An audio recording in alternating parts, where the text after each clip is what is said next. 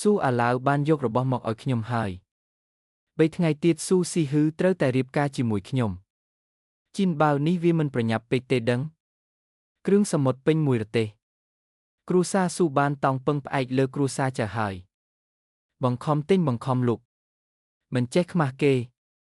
ជាងយូជើឯងមានសិទ្ធិអីមកចេះដឹងរឿងគ្រួសារខ្ញុំគ្រាន់តែនិយាយការពិតតើឯងប្រញាប់ខឹងធ្វើអីសំណាញ់ក៏មិនចេះបងចែវទូកក៏ខ្លាចរលុកឯងនៅធ្វើពុតជាអ្នកក្លាហានទៀតយូជើសំបីតែក្លិនឆ្អាបត្រីក៏ខ្លាចដែរនៅចង់ការពារស៊ូស៊ីហឺទៀតពួកឯងកុំនិយាយពីគេបែបនឹងអីថ្ងៃនេះខ្ញុំនឹងធ្វើឲ្យវាដឹងខ្លួនច្បាស់កុំរើសអីធំធ្លីសំរុំនឹងឯងណាស់បើនិយាយពីមនុស្សនិយាយតែមនុស្សទៅមកធាក់ធំខ្ញុំធ្វើអីបើមានសមត្ថភាពយកលុយ300យុនជាមួយគ្រឿងសមុទ្រមួយធុងមកនោះស៊ូស៊ីហ៊ឺនឹងទៅតាមអញហើយយូជើឯងអាចយកវាចេញមកបានទេខ្ញុំនឹងកាន់ស្បែកជើងឲ្យឯង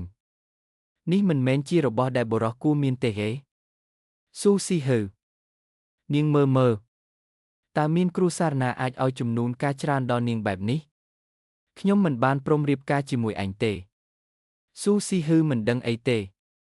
ជីនបាវឯងកុំប្រកាន់អីឯងនៅមិនទាន់យកទៀត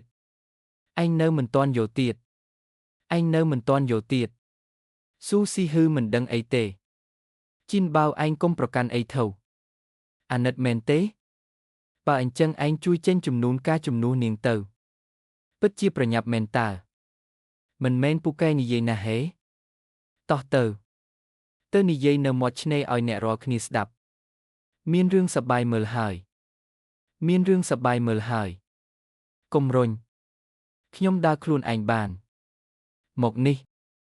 លុយ300យុនមិនមានទេគ្រឿងសមុទ្រមួយធុងយ៉ាងហោចណាស់ក៏ត្រូវតែមានដែរមែនទេពួកឯងកុំធ្វើបាបគេពេកឯងគិតថាខ្ញុំខ្វាក់ភ្នែកមែនទេស៊ូស៊ីហ៊ឺ